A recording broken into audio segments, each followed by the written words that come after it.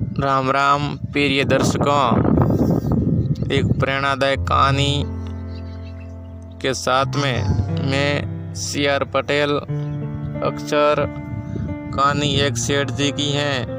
सेठ जी के दो पुत्र थे और सेठ जी के मन में विचार आता है कि क्यों नहीं बच्चों को समय के साथ में बड़े शहर में जाकर अच्छी शिक्षा दी जाए। और उनके लिहाज से ही सेठ जी ने अपने पुराने परिवेश को छोड़कर, घर मकान को छोड़कर सिटी में जाते हैं और अपने दोनों बेटों को अच्छी शिक्षा दिलवाते हैं। समय के साथ में दोनों बेटे बड़े होते हैं और दोनों बेटों के बीच में पिताजी की कमाई हुई प्रॉपर्टी को लेकर विवाद बढ़ने लगता है एवं घर के लिए विवाद बढ़ने लगता है। एक शाम को तो हद हो गई कि घर को लेकर दोनों भाइयों के बीच में इतना झगड़ा हो गया कि एक दूसरे को मारने के लिए तैयार हो गए। ये ऐसा दृश्य देखकर सेठ जी है जो हंस रहे थे, तब दोनों बेटों ने देखा और कहा, पिताजी आपको क्या हो गया है, आप हंस क्यों रहे हैं? तब पिताजी ने कहा कि आप इतनी छोटी सी प्रॉपर्टी को लेकर इतने लड़ते क्यों हो? मेरे पास में तो अनमोल खजाना है, वो तो आपको कभी मैंने दिखाया ही नहीं है। तब दोनों बेटों ने कहा कि पिताजी आपका अनमोल खजाना हमें दिखाए। तब पिताजी ने कहा कि एक वादा करो कि हम दोनों भाई हमेशा के लिए कभी नहीं लड़ेंगे इस प्रॉपर्टी के कारण। तब दोनों भाइयों ने पिताजी की ये शर्त मान ली और पिताजी और दोनों बेटे पिताजी के अनमोल खजाने देखने के लिए गांव की ओर रवाना हो गए। अपने घर से स्टेशन पर आए और वहां पर एक लोगों से भरी हुई बस मिली और बस में चढ़े तो वहाँ सिर्फ 2 ही सीटें खाली थी। एक तो पिताजी को मिलनी ही थी और एक सीट पीछे बची थी, दोनों जो दो भाइयों के बीच में जो 2 भाइयों के लिए थी। और उस सीट पर दोनों भाइयों को आपस में तालमेल बैठाकर 8-10 घंटे का सफ़र जो उस एक सीट पर तय करना था। और दोनों भाइयों ने 1 घंटा छोटा भाई बैठा और 1 घंटा बड़ा भाई बैठा। ऐसे बैठते बैठते 10-12 घंटे का सफ़र तो आराम से उन्होंने पूरा कर लिया।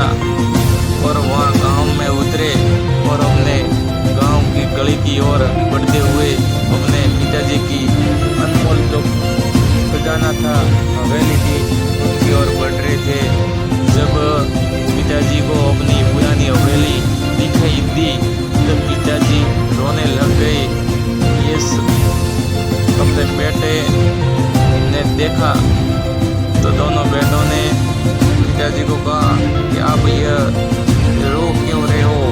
तब पिताजी ने कहा कि ये मेरी हवेली है और 30-35 साल पुरानी बात है कि हम दोनों भाई इस हवेली के लिए इतने लड़े कि मेरे से बड़ा भाई है जो हवेली के कारण मेरे से नाराज होकर हमेशा के लिए विदेशों में चला गया, वापस आया ही नहीं।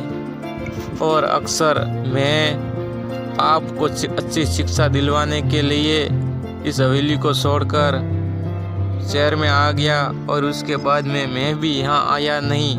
और यह हवेली देखो, एक खंडर हो गई है।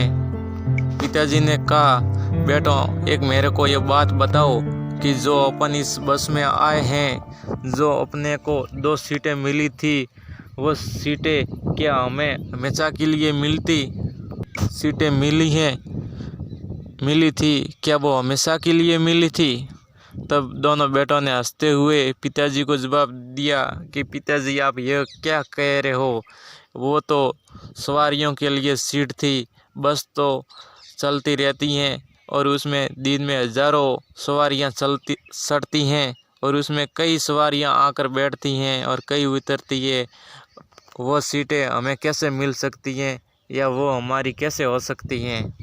तब पिताजी ने अपने बेटों को सुनहरा जवाब दिया कि बेटा, ये जो अपने को क्षणिक समय के लिए सीटें मिली थी वो भी हमारी नहीं हो सकती हैं या नहीं हो सकेगी।